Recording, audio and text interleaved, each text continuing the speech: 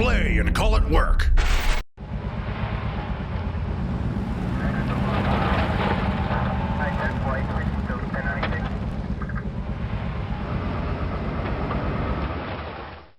Hey there folks, welcome to this week's Sit and Talk. This is a show where I just sit down and answer all the questions that you have left for me last week on Steve's Sit and Talk, that's what it was.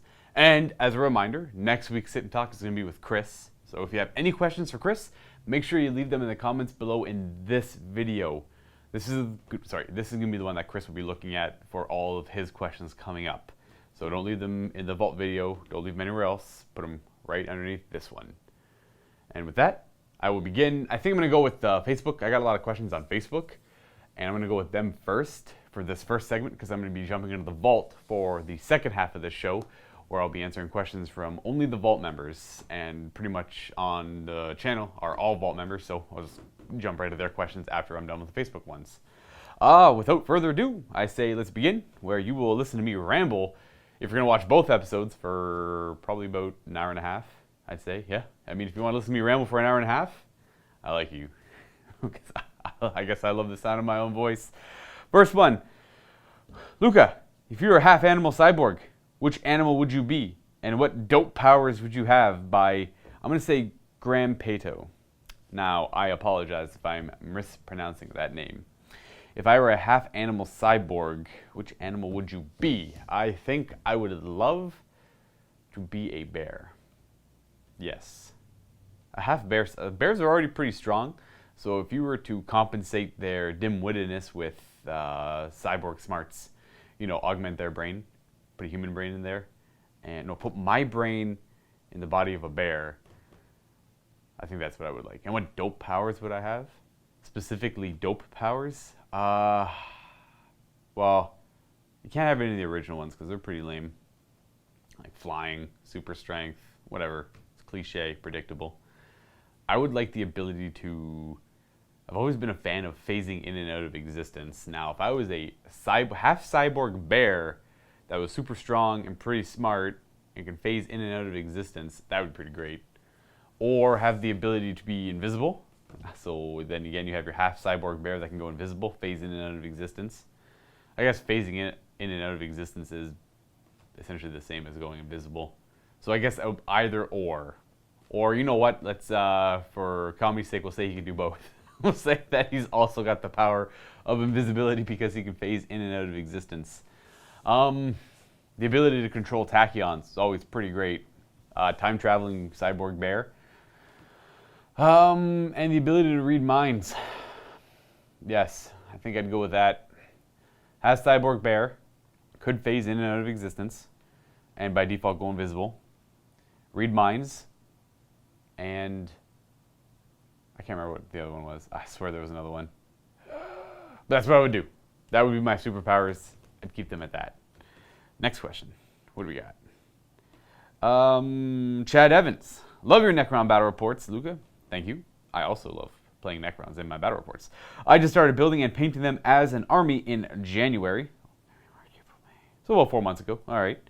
And would like to pick my brain. I've noticed you don't run any named characters so far, and was wondering if you ever do, and who's your favorite? Okay, so in 7th edition, I ran pretty much nothing but named characters. Mostly Orican the Diviner, because he was probably the best one in 7th edition.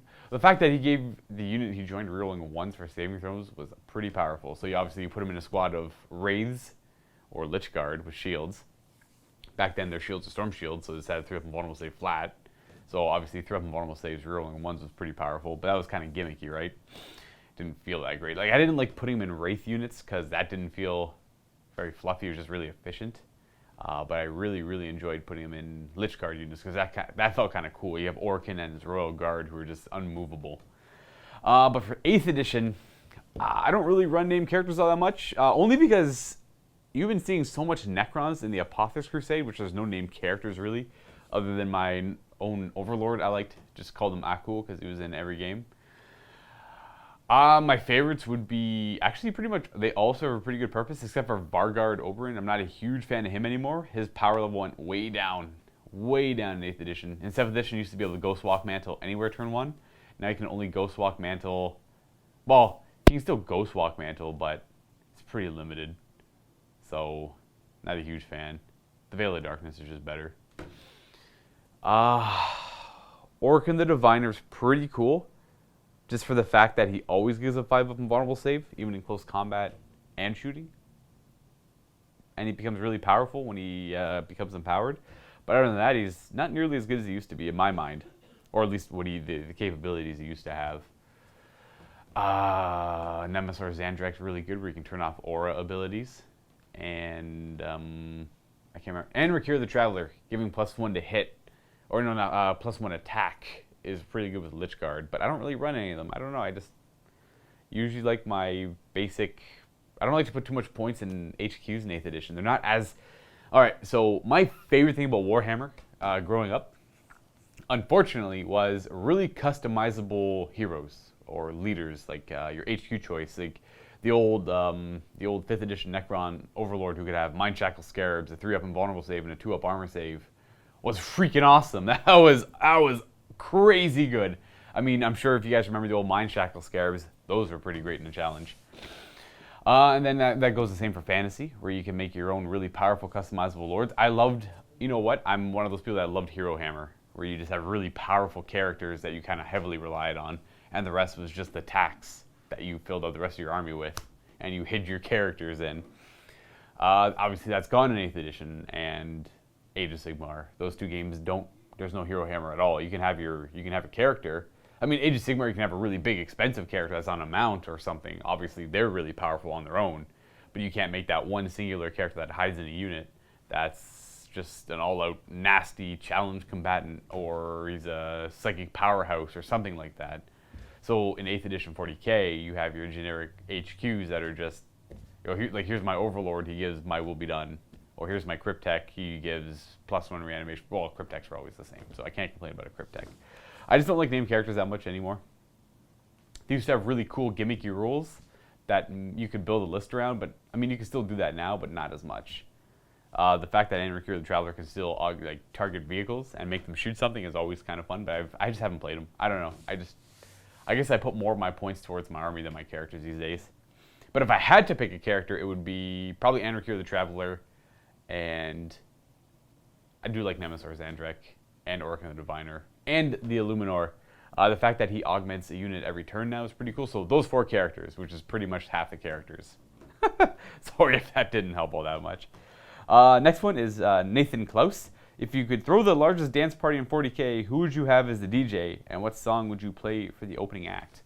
I have no idea what song I play for the opening act. I mean, are these 40k related songs, or like songs that we have, that we know and have? Oh geez, I'm trying to think of a character who's a good DJ. Who is a good DJ? Let's say, they're all pretty good. I'm drawing a blank. I can't even remember the name of the guy I want to say. Oh, he's the Necron guy who collects stuff. Why can't I remember his name? And it's... Wow, this is bothering me. Be right back. Alright, so I sat here for about 10 more seconds saying nothing, and it was Trazen the Infinite. That's his name. Only because I don't really know the story about all the characters all that well. I mean, I'm sure some of the Primarchs we throw are pretty nice. I guess they're kind of serious and boring. Who's a good party boy? Oh, probably Lucius. Yeah, Lucius would probably be a pretty good DJ. Or at least Lucius could hire a pretty good DJ from the Emperor's Children. I mean, if anyone read the Fulgrim book, I mean, they know how to throw a party. So you know what? I'll go with the Emperor's Children. They really know how to draw you in and really get you into the mood of the party, if you know what I mean. So we'll go with the Emperor's Children, and we'll go with Lucius the Eternal and the Dirge of Slanesh. That'll be the song. That's just like a little song like growing up. It was just a little remix someone made of I think it was Dawn of War 2. Noise Marine, kind of whenever you click on the unit, it makes it says a little line. You just keep clicking on it, it says different lines. It's just a remix of all the lines that Noise Marines would make, and it was kind of a cool little song. Next question. I have to keep opening my phone. I should probably just keep it open permanently. Jake Wright, how goes the Apotheosis Crusade? It is complete, or at least the first little part of it is complete. Matt has plans to essentially change it up for the next segment, so it's more visible. I don't know, I'm trying to think of the word. It's not so transparent. So the plan was for Matthew to keep it kind of open-ended, so to see how you, the viewers, would like it when if there was no map and if it was just kind of like by word of what we say is going on, if you can follow it that way. Now we're gonna go probably back to the old map method. Now that's not for sure, but I'm excited for that, where we have the old galaxy map set up and it can show conquests and territories held and where these certain battlefields are taking place and the actual impact they're gonna have on that territory. The Apotheosis Crusade ended with an apocalypse game on Vaterack between Josh's Imperium and my Necrons. That game is not up yet as of this recording, but by the time this video goes up, it might be up. But if it's not up by then, it'll be up shortly after that. So it was a big 10,000 point on 10,000 point game between my Necrons and the Imperium. Lots of knights. Pretty much just only knights versus like the super heavies that the Necrons can bring, like the Tesseract Vaults, the Gauss Pylons, and there was one more. There's monoliths or Titanic now, so if that helps. Is there a progression system to it, narrative or otherwise, and can we expect to see any Apocalypse games featured in the campaign? Well, you know what? I just answered those questions without reading them. So yes, there's an Apocalypse game associated with it. There is a progression to it, but it was really open-ended, and it was pretty much up to Matt, because we would essentially input any of the game data that went out, and Matt would read it all and kind of compile a story based on that game data. And the Apocalypse game was a factor of that. There's a lot of conflict on Vaterack between the Imperium and the Necrons, of course, because that's where the whole crusade was focused on Vaterack for the Mechanicum to get their Forge World back, and the Necrons, it's their Tomb World, so they want to hold it. So that's the end-all conflict on Vaterack. The next part of the question, though, is have you played any games against AdMech with your Necrons since they were paired up in the Forgebane set? And what are your thoughts on the matchup gameplay-wise? Well, I played the Apocalypse game, but that was also against like Imperial Knights and Astra Militarum, so it wasn't just against the AdMech. Now, for the AdMech, sorry, had to turn my screen to always stay on. It was driving me insane that I had to keep flipping through the password. Anyways, facing AdMech have always been I always face 6 Castellan robots, and it's just such a pain because you want to bring something that can deal with them, but when you really think about it, they're toughness 7 with a 4-up and 2-up, 4-up, and they throw more wounds back at you at a 6. They're 6 wounds, and they just throw out a ludicrous amount of shots. So I'm never a huge fan to fight against that. Obviously, you could bring, if I was playing Necrons, I would highly recommend bringing Destroyer Spam against AdMech just to show them better firepower, even though the Destroyers could, or the Castellan robots could probably kill a squad of Destroyers before they get close enough to shoot at them. That's why you got to bring lots of them. Other than that, the only other option you have against them is Doomsday Arcs to outrange the Castellan robots. Twice-fold, actually. But the Castellan robots might eventually get up there. And then you have the Neutron, well, actually, yeah, I think the Doomsday Arcs are a pretty good matchup against AdMech because they have the quantum shielding built in. So anything long range enough to actually hurt the Doomsday Arcs, quantum shielding would just save them. Neutron lasers would have next to no effect on Doomsday Arcs, while the Doomsday Arcs right back would tear apart any Doomcrawler or Castellan robot over time, of course, if you have enough to protect the Doomsday Arcs. But no, I haven't fought against the AdMech purely with my Necron since the Forgebane set has come out. It's such a pain. I've always hated fighting AdMech. It's just they have such weird things, and like Josh always spikes high when he's playing AdMech against me. It's just so exhausting. And I have a friend at home, he's in Petawawa right now, who plays AdMech. He hasn't played them in a while. He's mostly playing Nurgle Demons now, thankfully. I'm going to assume a lot of you out there don't like playing against the AdMech. I'm not saying by any means they're the strongest army out there. I just don't like fighting against them. I don't know why. I can't exactly say why I hate fighting against them. I just don't like it. I find them to be annoying. You know, if it wasn't always Castellan robots, I probably wouldn't care. But then again, I find them to be a pretty weak army without Castellan robots. At least in this edition. Even back then, they really needed Castellan robots. Ooh, there's a little more. And seeing as there are so many of them, will we be adding any... Seeing as there are so many of them, will you be adding any of the Satek named characters to my Necron army? Now, I have all the named characters for my Necrons already, but I'm not allowed to play them in the Apotheosis Crusade, or I wasn't at the time. Who knows what the next segment might add. might actually add a named character running the show. Next question by David Ketterling? Yes. What do you think of changing morale checks to D6 per model so morale actually matters and -1/+1, -1/+1 morale bonuses would actually start being used /matter? What do you think of changing morale checks to D6? Oh, per model? Per model, eh? Could be a lot of rolling. You know what, I do agree that it's very rare that the morale modifiers actually kick in for a unit like, I'm trying to think of a unit, Reavers, Primaris Reavers, where they augment their terror squads, they lower leadership. How often does that come up? You know what, I'm sure a lot of you out there will remember all the times it has come up because it's so rare that it comes up that you tend to remember the times that it actually does come up. I find it mostly works in Age of Sigmar more than 40k because there's not really, unless I'm blanking, other than if you're playing Night Lords or something in 40k, it's really hard to stack it up in 40k. Now in Age of Sigmar, there's lots of ways to stack up negative leadership or negative bravery in Age of Sigmar modifiers. But no, I agree, they don't really come up a whole lot in 40k. On a D6 per, you roll a D6 per model basis where you'll see a lot more guys running. You'd see a ton more guys running. That goes more akin to 7th edition, which they wanted to shy away from, I believe, because there was a lot of situations where you'd lose, like, you know, say you lose a couple guys, you're a Space Marine, your bravery, I think you're, oh crud, is it 9 with the sergeant? Okay, scratch the Space Marine idea. Say your bravery 7, you lose one guy, but you have 20 guys in your unit, so you're down to 19. You have to roll 19 dice.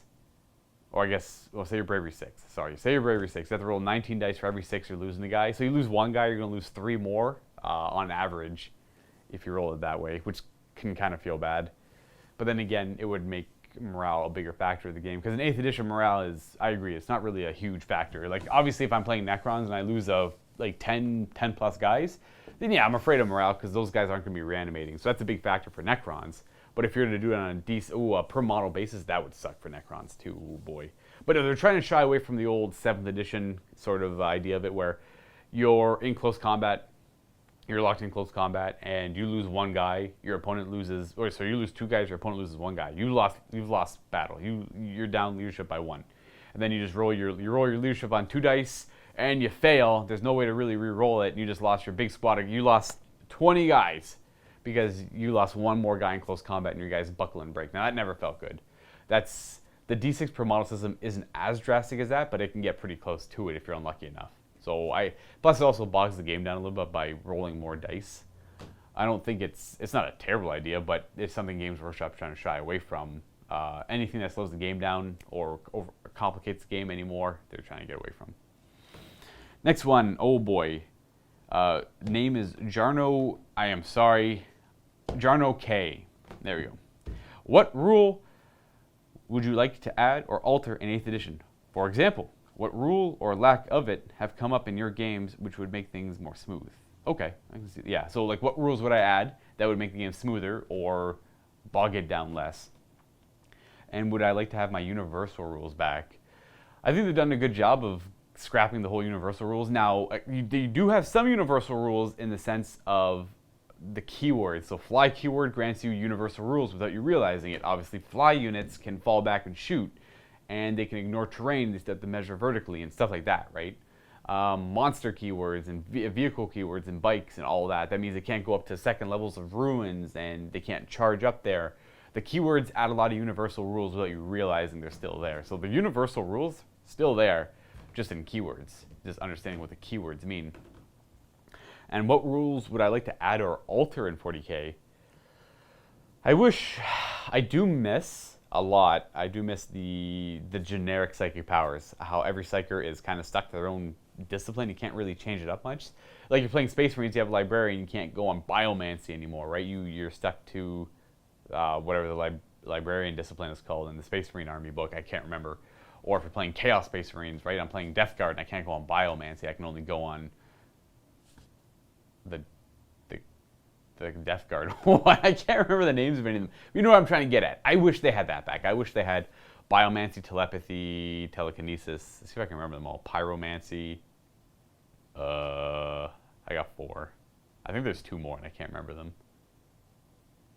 You have to forgive me. I can't remember the other two if there are only two more. But yeah, I miss those. I would like to see those come back. Obviously, I know it complicates the game, but I don't know. You'd have to put them in like the main rule book, and then you'd have to. I don't know. All you have to do is put them in the main rule book and say that certain psychers have access to those if they so choose. Biomancy was always my favorite. I thought it was so powerful without it being overpowered, right? Like it's powerful enough to have fun using it, but it's not powerful enough that your opponents hate playing against it. I'm sure a lot of people out there hated playing against Biomancy, though. I mean, like Endurance was annoying, Warp Time was annoying. I think it was Warp Speed. I can't remember, but it's not nearly as bad as the old Invisibility was. Is what I'm trying to get at. I can't think of any rules I'd like to add. I actually like the 8th edition system. Anything from I miss Hero Hammer and I miss the old psychic powers. That's pretty much it. Next one we got Randy Right No War, maybe. I'm sorry. Luka, you spelled my name wrong too. That's okay. I forgive you. Questions. The first is, do you think you can talk Matt into creating a chaos version of a house army? And the second is, if Dave makes another movie, are you going to try to get a role in it? I was actually in the movie that's currently being edited. I was an extra in that movie, so if you can spot me, kudos to you. Could I talk Matt into creating a chaos version of a house army? Like a night house? Or like one of our own in-house armies? Like say for Age of Sigmar, make our own built-in in-house like chaos, like fallen. That'd be really cool. I'm thinking Chaos Bretonia sort of thing, where you, if you're familiar with like Magic the Gathering, you have like the old Paladin of the West. I can't remember. Oh man, I think it's Paladin of the West, who was like a Chaos Paladin. There's Paladin of the East, who was a good guy. So I'm thinking of like a dark Bretonia Chaos worshipping faction, where they're all very honorable, but they're all kind of nasty at the same time. Almost like a death, but they're all mortals, and they're just chaos undivided on mass, and they're all just nasty. That'd be kind of cool. I would love to see a Bretonian army converted into that. We can make rules for it and play narrative games with that. Yeah, I would do that. That's really cool. Could I convince Matt to do that? Probably not, because he's already so busy doing his own thing. And granted, making rules is not that easy. So if Dave makes another movie, would I have a role in it? At last, would you challenge Matthew to a 2,000-point game of Warhammer where you choose an army, he takes Tyranids, or I choose an army and he takes Tyranids, and the loser gets a pie to the face on camera? So it's like an old banter battle report, but between Matthew and myself. Last time I played against Matthew, it was for 40k? Yeah, last time I played against Matthew for 40k, and it wasn't a narrative campaign. It was when the Space Marine Codex first came out, and we were trying to showcase the chapters in the Space Marine Codex, and he was playing Salamanders, and I was just playing, I think I was playing Chaos Space Marines at the time. They didn't even have their Codex yet. That was the last time I played Matthew in 40k. I don't think Matt would do that. He's really busy with narrative campaigns, and Age of Sigmar specifically right now. So that one might be a while. Next one, Juk Jong. Luka, what is your favorite old world character and why? Which army did you enjoy playing the most? Vampire counts for the old world wars, the old world for sure. Obviously my favorite, even if I was to jump back to the older editions, I'd play a Death. Death. That's just my play style. I like the idea of one really powerful character leading the army of the dead. You have your vampire, who could take almost anyone in a challenge if built properly, and an army of a bunch of poo guys who are just there to support him. Kind of stop anyone else from getting him in the flank while he tears through the enemy middle lines. By far my favorite. And who is my favorite old world character?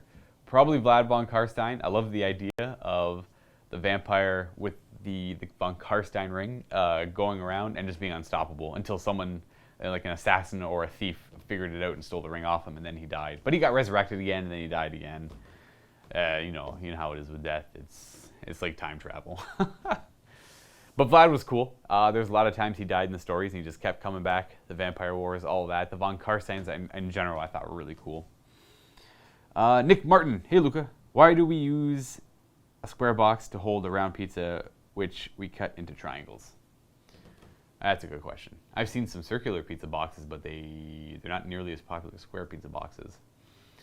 And it's just easiest to separate circular objects into triangles when separating. It just fits so nicely. That's my only reason why there. I mean, you could cut a circular pizza into squares but it wouldn't be as aesthetically pleasing. And it'd be a lot, I guess it wouldn't be harder for those cutting the pizza. It'd be just as easy. But why do we use a square box to hold a circular pizza? Well, there's obviously a very deep ingrained formula for that has been figured out years ago that it's secret between all pizza corporations, and it's not meant for the commoner to know. I mean, who's to say we'll ever know why the circular pizza goes in the square box cut into triangles? Who's to say I don't already know and I'm not allowed to say it on camera? All right, Nicolas Page. Nicolas Cage. What's the most lackluster thing so far coming out in 8th edition? Oh, geez. Oh, man. What's the most lackluster thing for 8th edition? Obviously, when Space Marines came out, they were pretty cool at first, and then quickly realized how lackluster they were. So obviously, Space Marines, Chaos Space Marines, AdMech I found super boring. What a surprise. The Dark Angels were lackluster.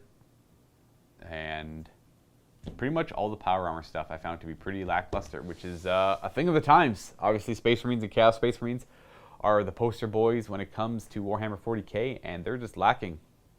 I find them very lackluster. Space Wolves, I think, will always be cool, just because I like Space Wolves. Maybe that's just a Space Wolves player in me. Maybe I just enjoy Space Wolves, and I think the other chapters are lame and boring. I also think Blood Angels are a little cool. And I do think Chaos is pretty cool. I think I'm going to go with Loyalist Space Marine Legions other than Blood Angels. No, you know what? Okay, sorry. There's so many exceptions to this. I thought Grey Knights were lackluster. I thought the Space Marine Codex was lackluster. Chaos Space Marine Codex is pretty cool. But I always liked the Chaos Boon Table from the older editions. I thought that was always awesome. Of course they got it back.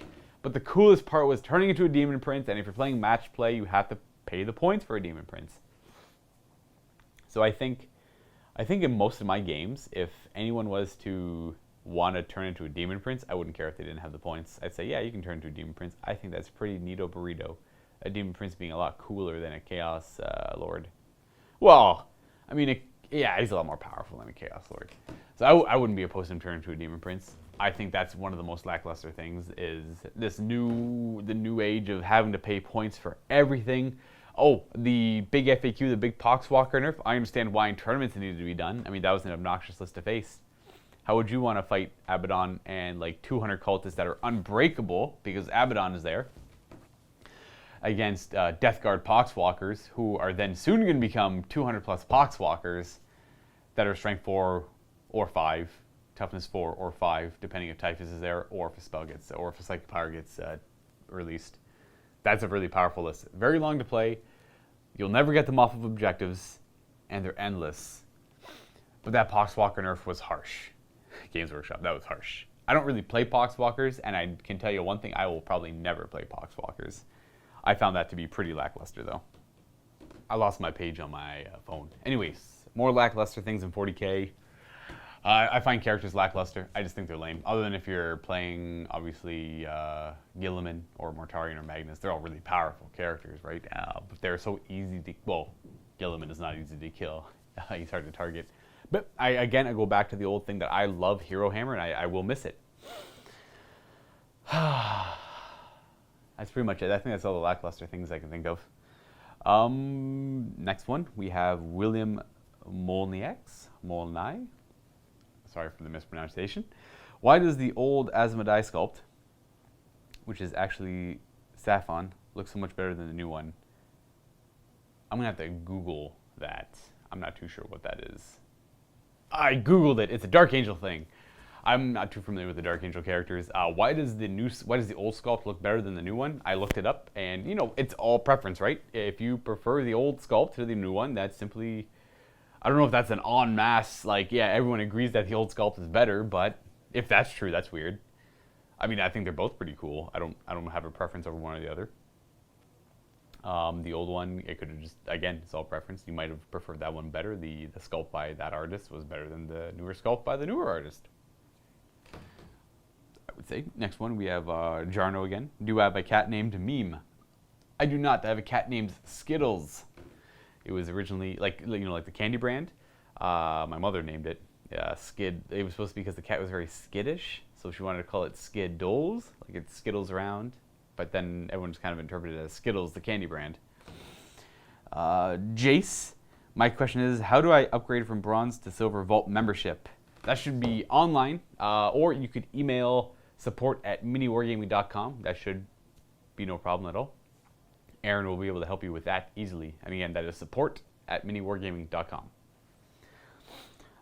Tim Brown, what do you think of the new Age of Sigmar Death models being teased a while ago? I mean, I've seen them. I'm always excited for new models for Death. I can't remember the last thing. I would love new Blood Knights. Oh, crap. That would be awesome.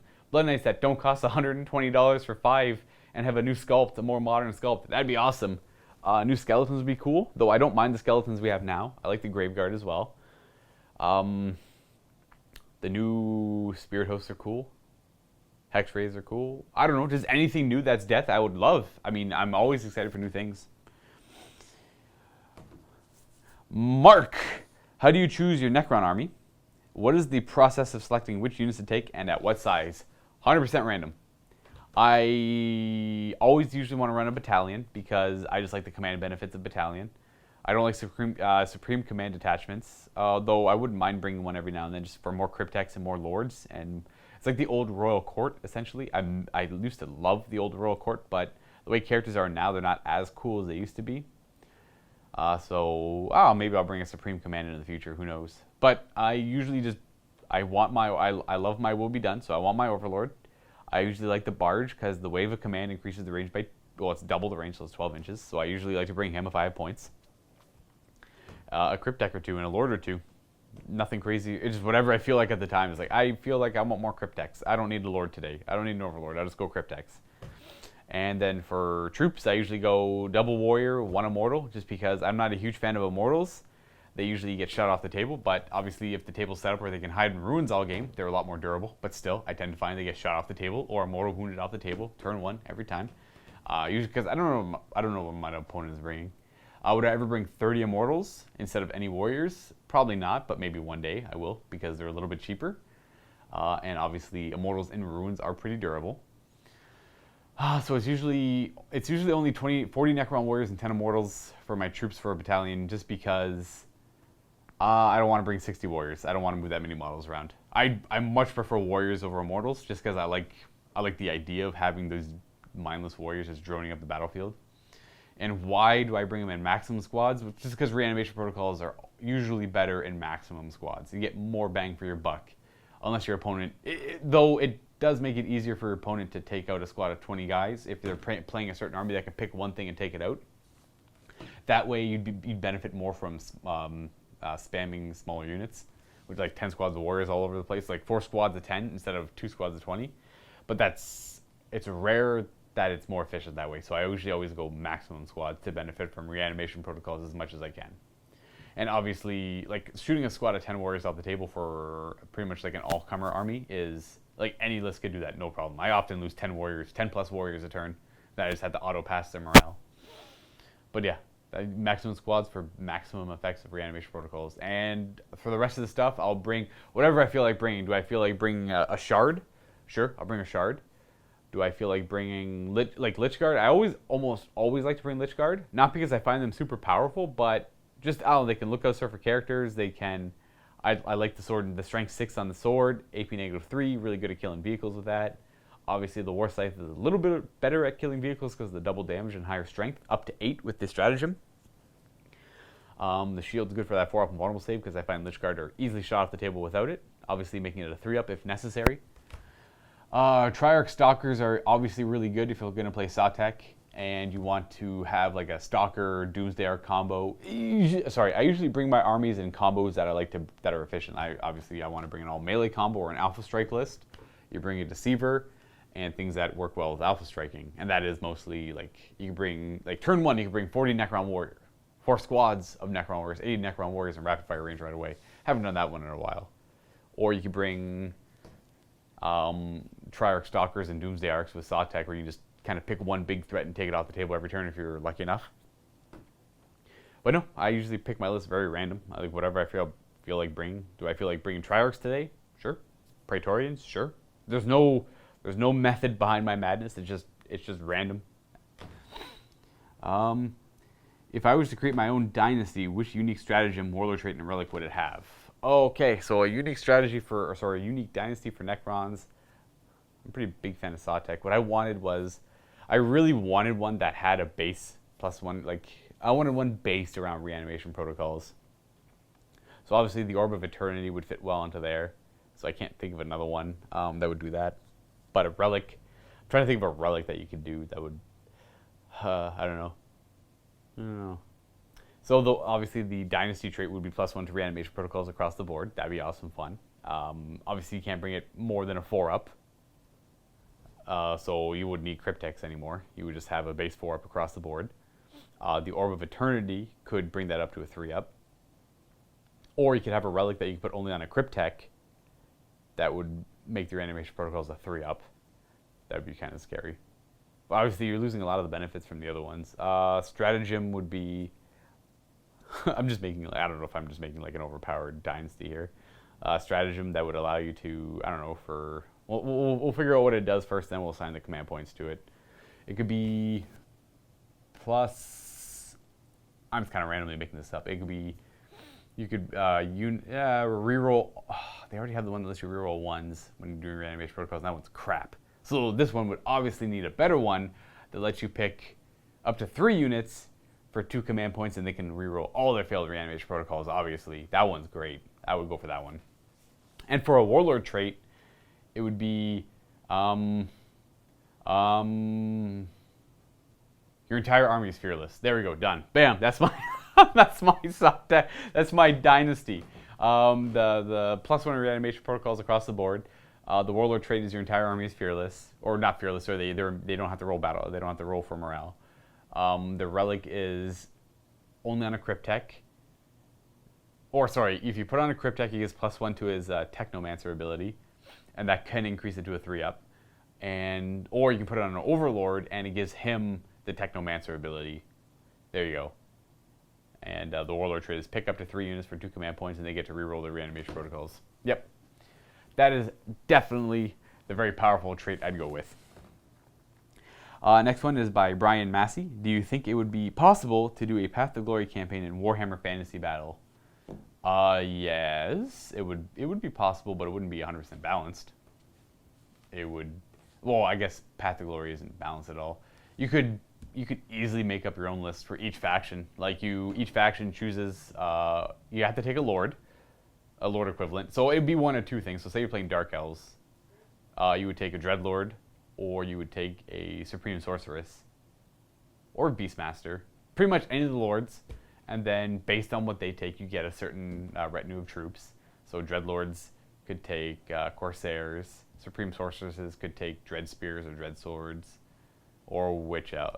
Or I guess Witch Elves if they wanted to. You know, all that. Like, you could make Path to Glory work. It'd be really easy. Obviously hard to do though. It's really hard to get your hands on those models, so it would be very pricey, I would say. Okay, Golden Bohunski. Why is Nurgle being pushed in all of the Game Workshop settings? I don't know, but I understand and I see it. Why is Nurgle the main villain in Matthew's Age of Sigmar narrative?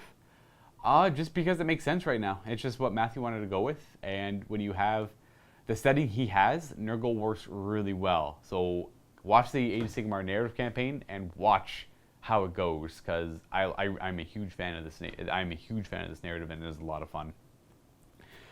I mean, Games Workshop's already made Nurgle a big main villain in 40k, but this is Age of Sigmar, right? Nurgle in Age of Sigmar currently is kind of lackluster. If you look at what they control and where their current power is at, they're not really a big powerhouse. I mean, the Magikkin book just came out, which is pushing Nurgle's power a little bit further, but it's all really focused on death right now. Next question. I got 3 more left, and then I'll be jumping to the Volt segment.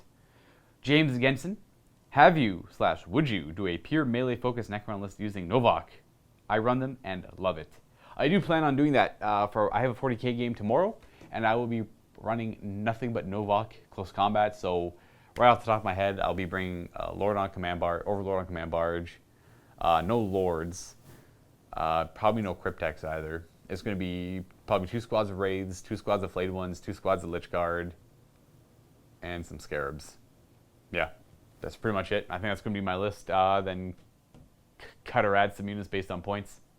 I have no idea what's good, and I'm just going to figure it out. I love close combat Necrons. I would have played them a lot more had I had the chance, just because in the Apotheos Crusade I had to play Sawtech. So that's all I pretty much played. I don't mind Sawtech. I nothing against it. It kind of fits the style I've been playing in 8th edition with the Index. But now you can play only close combat, so Novak is pretty good, and I will be trying it out.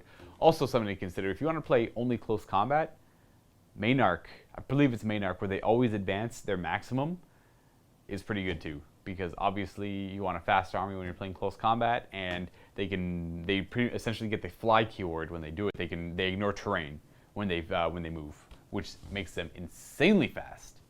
So I would also consider, or I would suggest you try that out. Next one we have Todd Switzenberg. What is the meaning of life?